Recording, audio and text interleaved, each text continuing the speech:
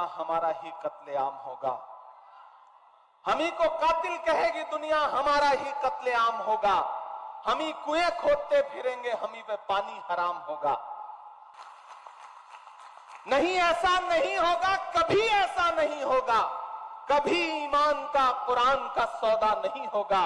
हमें तुम कत्ल कर दो शौक से मंजूर है, लेकिन शरीयत के किसी मुद्दे पे समझौता नहीं होगा।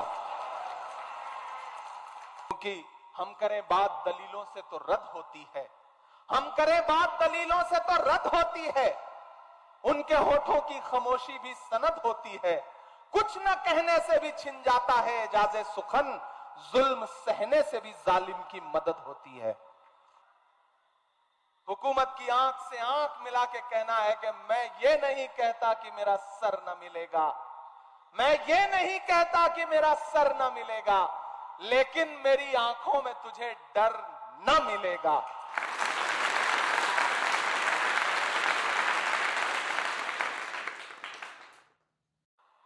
ये जमीन तब भी निगल लेने पे आमादा थी, पांव जब टूटती शाखों से उतारे हमने। ये जमीन तब भी निगल लेने पे आमादा थी, पांव जब टूटती शाखों से उतारे हमने। उन मकानों को खबर है न मकीनों को खबर, उन दिनों की जो खलाओं में गुजारे हमने। हाथ ढलते गए सांचे में तो थकते कैसे, नक्श के बाद नए नक्श निखारे हमने। कि ये दीवार बुलंद और बुलंद और बुलंद, बामोदर और जरा और संवारे हमने। आंधियां तोड़ लिया करती थी शम्मों की लवें, जड़ दिए इसलिए बिजली के सितारे हमने। आज की रात बहुत गर्म हवा चलती है, आज की रात ना फुटपाथ पे नींद आएगी। सब उठें, तुम भी उठो, तुम भी उठो, तुम भी उठो, कोई खिड़की इसी दीवार में खुल जाएगी। एक बिल आया देश की पार्लियामेंट में, और सिर्फ आया ही नहीं, चूंकि ताकत उनके पास थी, संख्या बल उनके पास था, वो बिल पास भी हुआ। वो बिल और उस बिल का मकसद है कि हमारे पुरखों ने जो जमीनें दान की हैं, उन जमीनों को लूट करके नरेंद्र मोदी जी अपने धन्ना सेठ दोस्तों को बेचना चाहते हैं। उस बिल का मकसद यह है, उस बिल का मकसद यह है कि आपकी इबादतगाहें, आपकी खानकाहें, आपकी दरगाहें महफूज न रह जाएं, आप उसी में उलझे रहें। आपने जो अपना जहन पढ़ाई की तरफ लगा दिया है, आप आईएएस बन रहे हैं, आईपीएस बन रहे हैं, इंजीनियर बन रहे हैं, वकील बन रहे हैं, डॉक्टर बन रहे हैं, तो एक सिस्टम है जो चाहता है कि आपका जहन उससे हटे और आप अपना सारा जहन इधर लगा दें, ताकि आप उस सिस्टम का हिस्सा ना बन सकें। इस सोच के साथ एक बिल लाया गया। मैं 3 साल से देश की पार्लियामेंट में हूं, मैं 3 साल से मुसलसल देख रहा था, कभी प्राइवेट मेंबर बिल के जरिए वक्फ रिपील एक्ट लाया जाता था। उसी समय मुझे समझ में आ गया था कि एक बड़ी साजिश रची जा रही है और वो बिल की शक्ल में आएगी। बिल आया, पास भी हो गया क्योंकि संख्या बल उनके पास था। लेकिन मैं इस मुल्क के विपक्ष के तमाम पॉलिटिकल पार्टियों को, तमाम मेंबर ऑफ पार्लियामेंट को इस मंच पर खड़ा होकर के सैल्यूट करूंगा, सलाम करूंगा उनको कि अगर लोकसभा में उस बिल के समर्थन में 288 वोट पड़ रहे थे, तो उस बिल के खिलाफ में 232 वोट पड़े। जबकि देश की लोकसभा में मुस्लिम सांसद सिर्फ 24 हैं। 200 से ज्यादा इस देश का हिंदू भाई, दलित भाई, ईसाई भाई, सिख भाई अलग ऐलान उस बिल के खिलाफ खड़ा था, और पूरे दिन और पूरी रात चलने वाली पार्लियामेंट में सुबह 3:30 बजे वोटिंग कर रहा था उस बिल के खिलाफ लोकसभा में। यह है इस मुल्क की खूबसूरती, यह है इस मुल्क की गंगा जमुनी तहजीब। मुझे आज भी याद है, हमारे पंजाब का हमारा एक साथी है, मेंबर ऑफ पार्लियामेंट है, राजा वड़िंग, उसका भाषण सुनना, सरदार है वो, उसने कितनी असरदार बात कही है।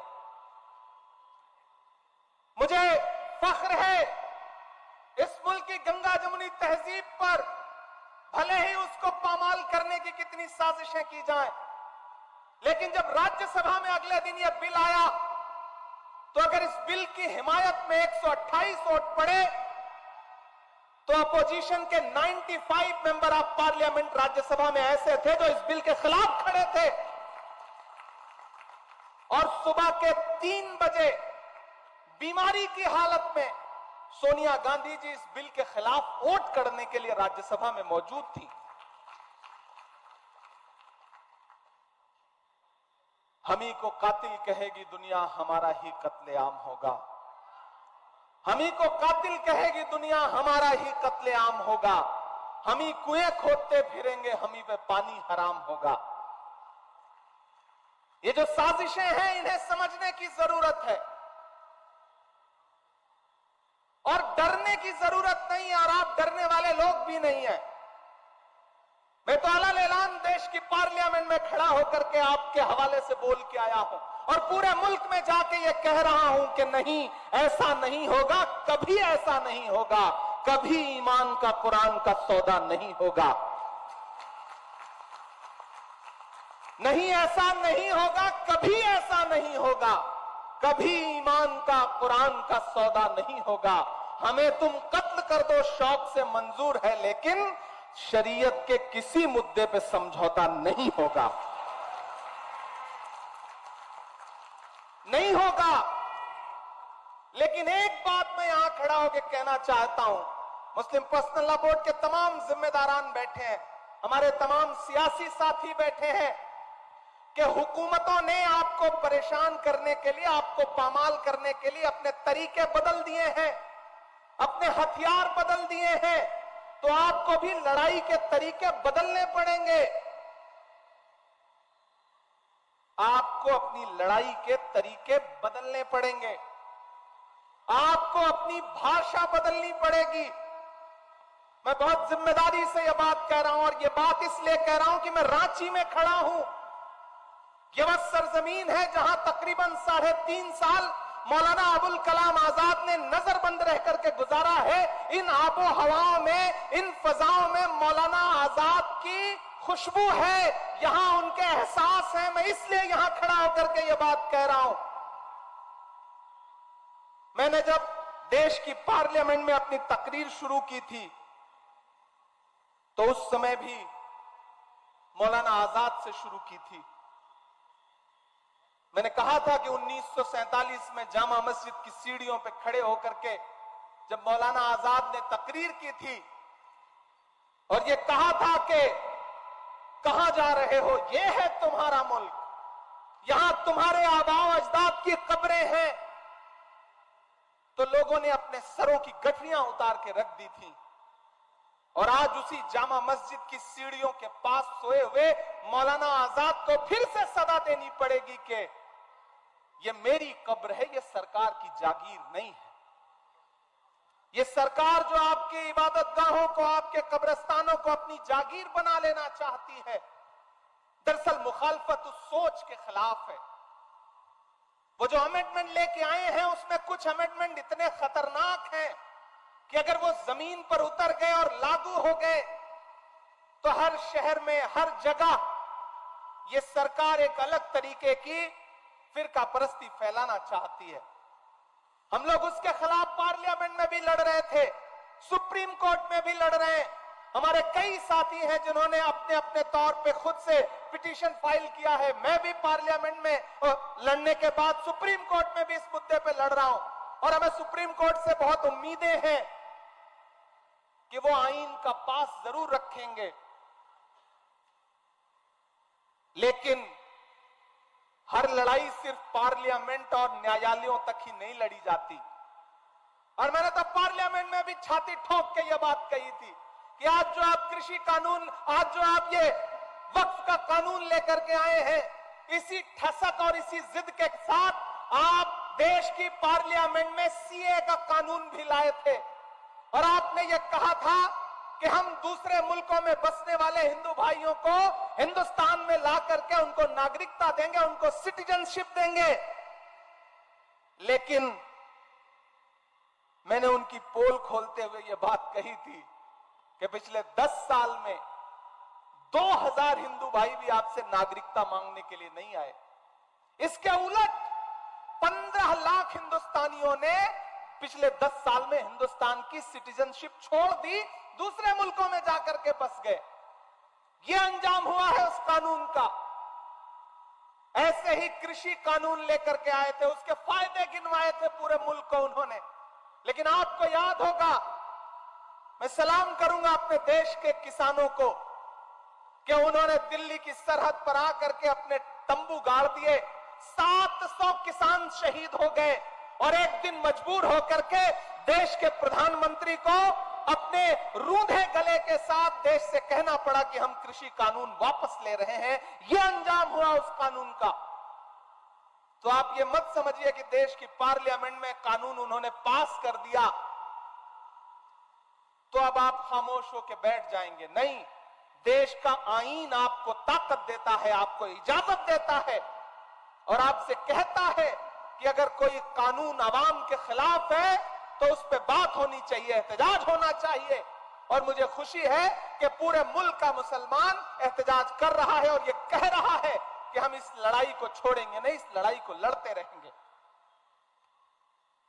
क्योंकि हम करें बात दलीलों से तो रद्द होती है, हम करें बात दलीलों से तो रद्द होती है।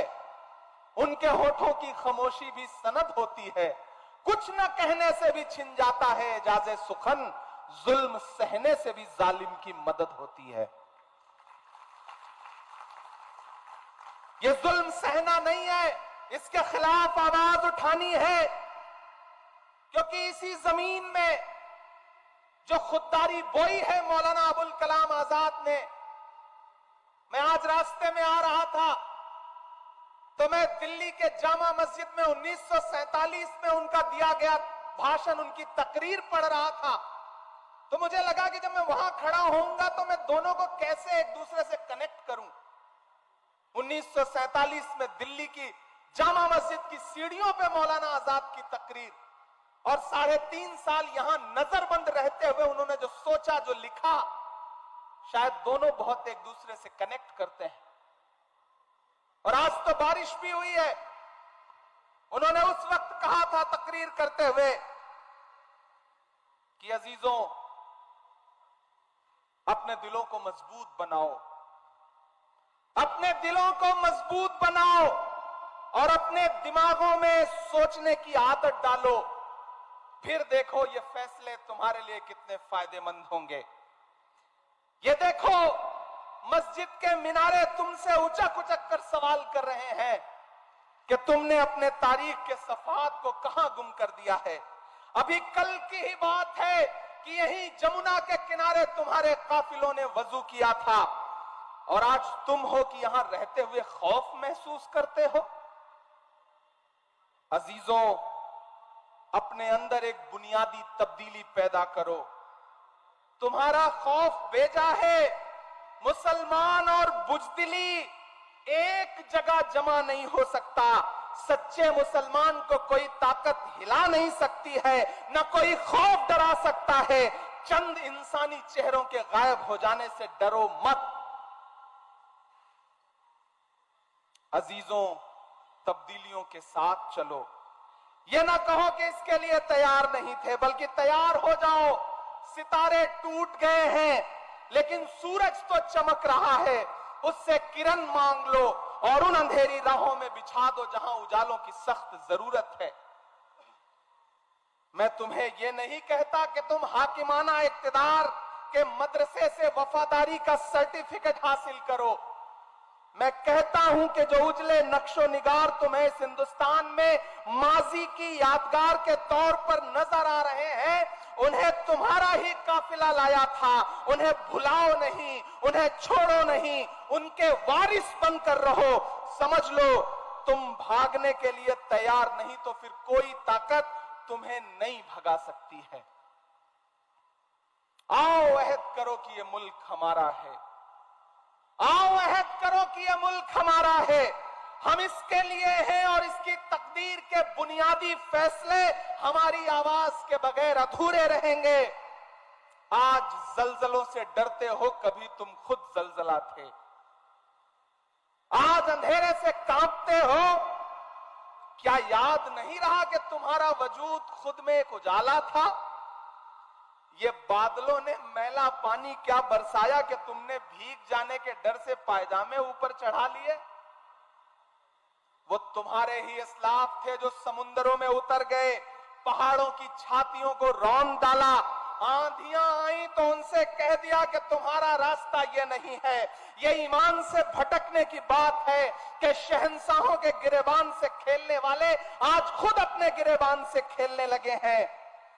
अजीजों, मेरे पास कोई नया नुस्खा नहीं है, वही 1400 बरस पुराना नुस्खा है, वो नुस्खा जिसको कायनात का मोहसिन लेके आया था।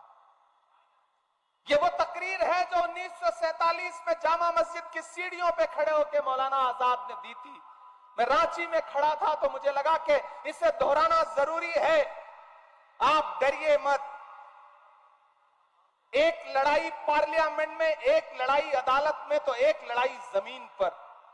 आपकी इबादतगाहों के खिलाफ, आपकी दर्सगाहों के खिलाफ, आपके कब्रिस्तानों के खिलाफ कोई हाथ बढ़ता है तो आगे बढ़कर के उस पंजे से पंजा लड़ाओ और कहो कि हम इसके मुहाफिज हैं। हम अपने पुरखों की, अपने अजदाद की दान की हुई जमीनें, वक्फ की हुई जमीनें लूटने नहीं देंगे।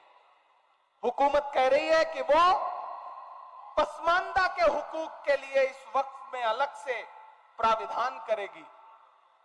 मैंने तो पार्लियामेंट में भी कहा था कि बुनकरों के उद्योग को बर्बाद करने वाली ये सरकार, चाहे वो मालेगांव हो, चाहे भिवंडी हो, चाहे इचलकरंजी हो, चाहे बनारस हो, चाहे मऊ हो, चाहे मुबारकपुर हो, चाहे रांची हो, पूरे मुल्क में जो बुनकरों के हाथ में कारोबार था कि अपने हाथों के हुनर से वो लोगों के जिस्मों के लिए लिबास बनाते थे, उस पूरे रोजगार को बर्बाद कर दिया गया।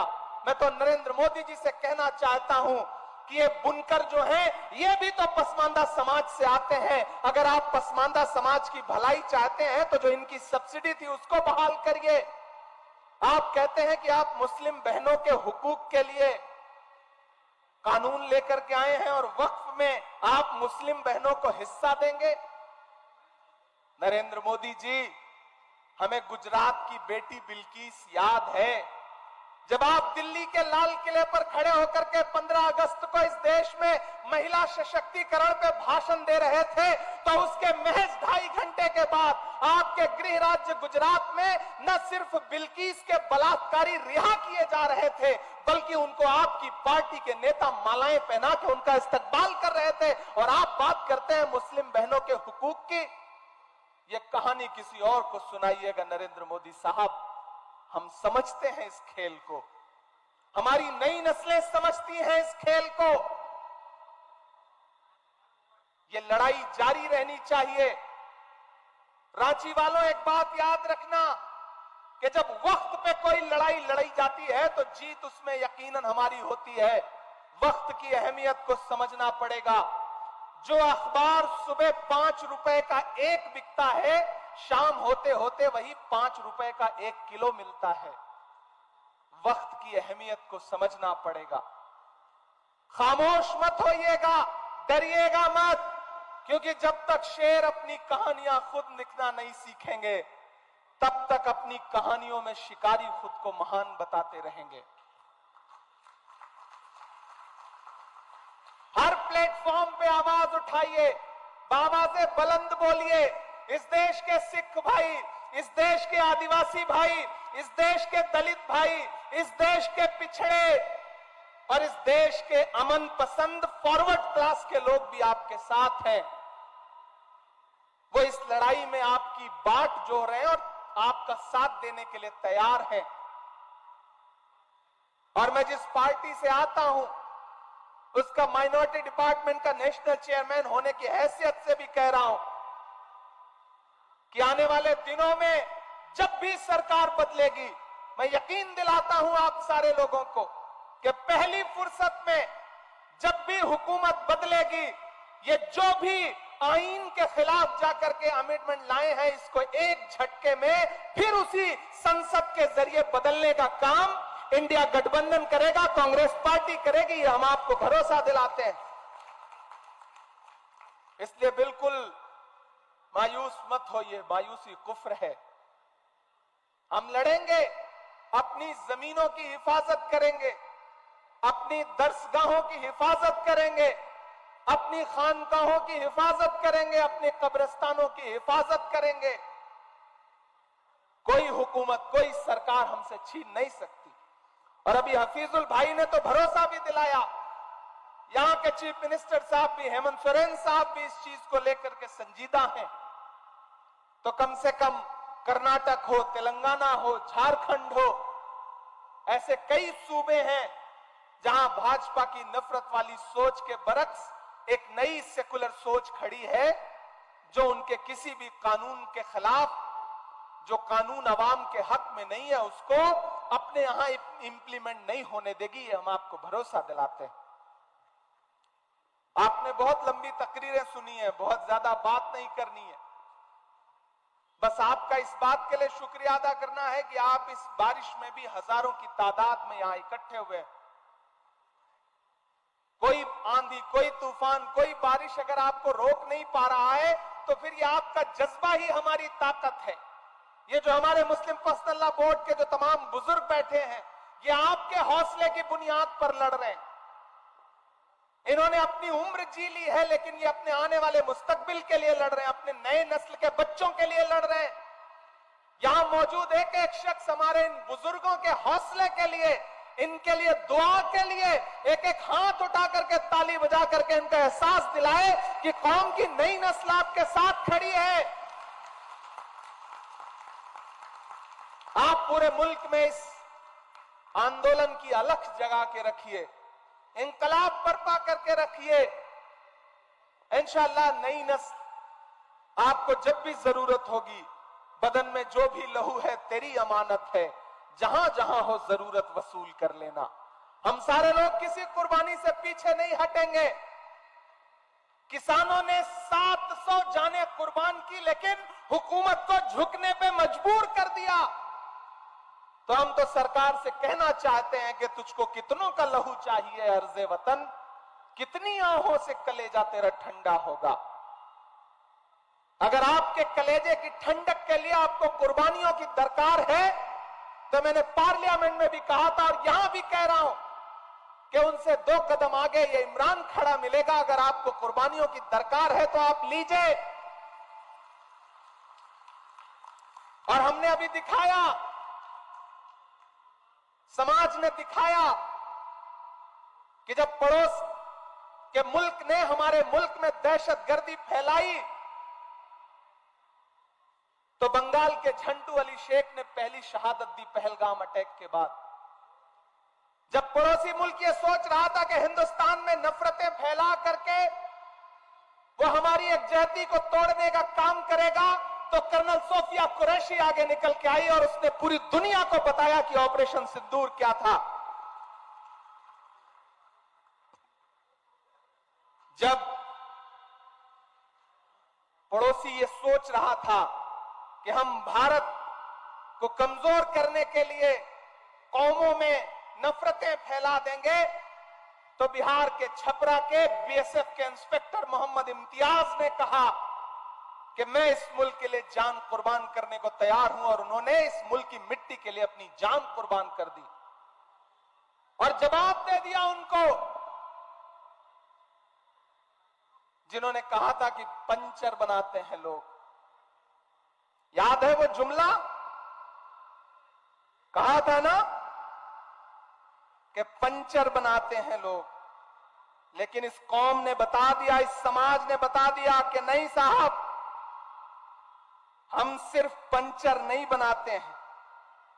मैंने तो एक शेर कहा उस दौरान की, ये किसने कह दिया तुमसे कि बस पंचर बनाते हैं?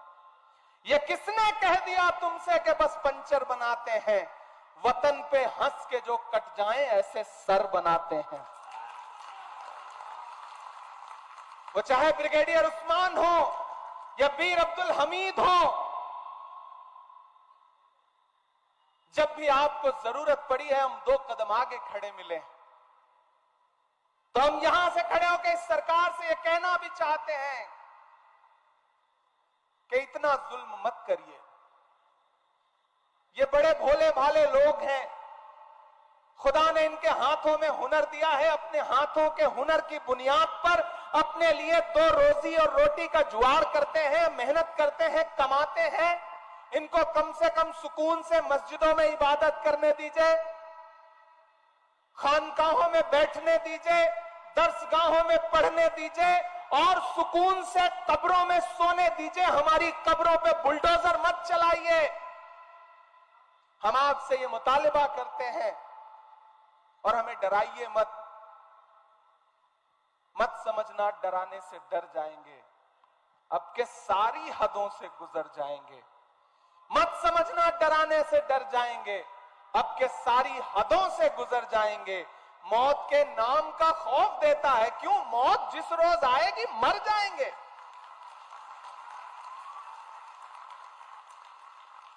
हमने जमजम दिया, आबे गंगा दिया, तुमने भारत को दंगा ही दंगा दिया। तुमने एक रंग के ख्वाब देखे मगर हमने हिंदुस्तान को तिरंगा दिया। ये तिरंगा बदन पर लपेटे हुए एक दिन इस जमीन में उतर जाएंगे। मत समझना डराने से डर जाएंगे। हुकूमतों को यह बात समझ लेनी चाहिए और वो समझ भी रहे हैं, ऐसा नहीं कि नहीं समझ रहे हैं। ये वक्फ अमेंडमेंट एक्ट पास होने के बाद जो मुल्क में कुछ बहुत सरप्राइजिंग हुआ है, कहीं ना कहीं ये इस बात का सबूत है कि वो समझ रहे हैं और चाहते हैं कि आपका जहन इससे हट जाए। लेकिन मैं मुस्लिम पर्सनल लॉ बोर्ड को सलाम करूंगा कि उन्होंने कहा है कि नहीं, हम जहन नहीं हटने देंगे, हम लगातार लोगों को बेदार करते रहेंगे और बेदार कर रहे हैं।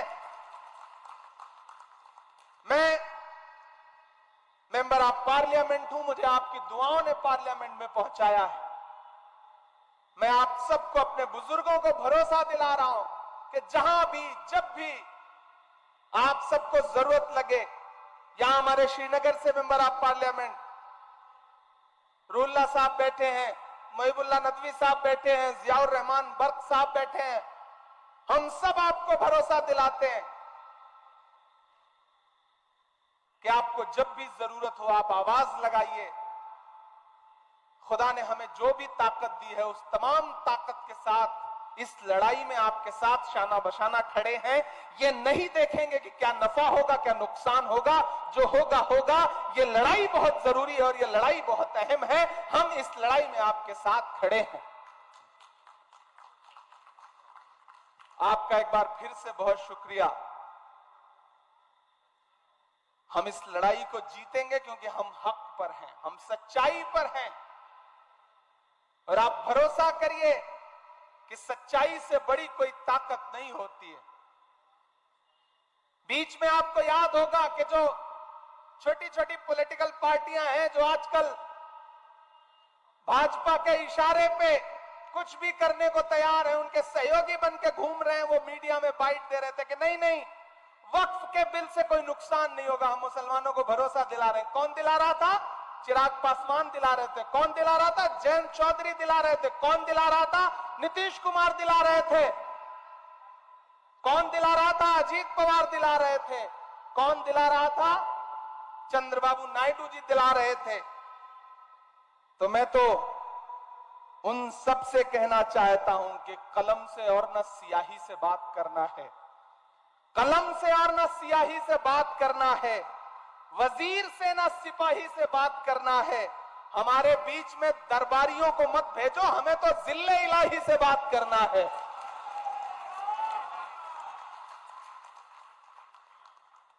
हम हुकूमत से सीधे कह रहे हैं कि आप आईन को कुचलिए मत। डॉक्टर बाबा साहब अंबेडकर का लिखा हुआ ये जो आईन है, ये जो संविधान है, उसका आर्टिकल 14 हो, आर्टिकल 26 हो, आर्टिकल 30 हो, वो इस मुल्क के हर शहरी को, हर नागरिक को यह इजाजत देता है कि वो जैसे चाहें वैसे पूजा कर सकते हैं, इबादत कर सकते हैं, अपने इबादत गाहें बना सकते हैं, अपने गुरुद्वारे बना सकते हैं, मंदिर बना सकते हैं, मस्जिद बना सकते हैं। आप उस आईन को पामाल कर रहे हैं। नरेंद्र मोदी जी की बड़ी एक ऐसी बात आपको बताता हूं कि आपको लगेगा कि हां यह भी एक पहलू है। वो जब भी जिस चीज को ज्यादा रखने की कोशिश करें, ज्यादा उसके फेवर में दिखने की कोशिश करें, समझ लीजिए खतरा ज्यादा है। 2014 में याद है जब वो देश के प्रधानमंत्री बनकर पहली बार देश की पार्लियामेंट में आए थे, तो उन्होंने देश की पार्लियामेंट की सीढ़ियों पे माथा टेका था। याद है आपको वो तस्वीर? संसद में घुसने से पहले संसद की सीढ़ियों पे माथा टेका था। और अंजाम फिर क्या हुआ कि 10 साल बीतते बीतते उन्होंने पुरानी संसद ही बदल दी, नई संसद बना दी। इस बार उन्होंने क्या किया है? इस बार उन्होंने संविधान को माथा टेका है। इसलिए खतरा बहुत बढ़ गया है। ये जो एक्ट ला रहे हैं, दरअसल ये संविधान को बदलने की साजिशें हैं। और उनके तमाम नेता हो, चाहे लल्लू सिंह हो, चाहे अनंत हेगड़े हो, चाहे दिया मिर्धा हो, चाहे अरुण गोविल हो, उन्होंने चुनावी नारों में कहा है कि हम संविधान बदलेंगे, हमें 400 सीटें दीजिए। वो तो भला हो इस देश के अमन पसंद लोगों का कि उन्होंने 400 पार का नारा लगाने वालों को 240 पे लाके अटका दिया। उनको हुकूमत चलाने के लिए 2 बैसाखियों की जरूरत पड़ी, एक नीतीश बाबू की, एक चंद्र बाबू की। एक भी बैसाखी हटकी, सरकार की सांस अटकी।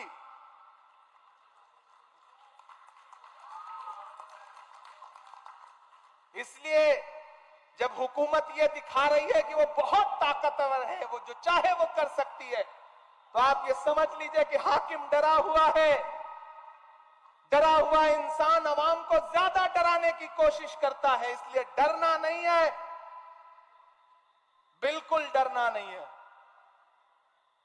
हुकूमत की आंख से आंख मिला के कहना है कि मैं ये नहीं कहता कि मेरा सर न मिलेगा, मैं ये नहीं कहता कि मेरा सर न मिलेगा, लेकिन मेरी आंखों में तुझे डर न मिलेगा। सीधा चश्मा, नजर बदलो, नजरिया बदलो।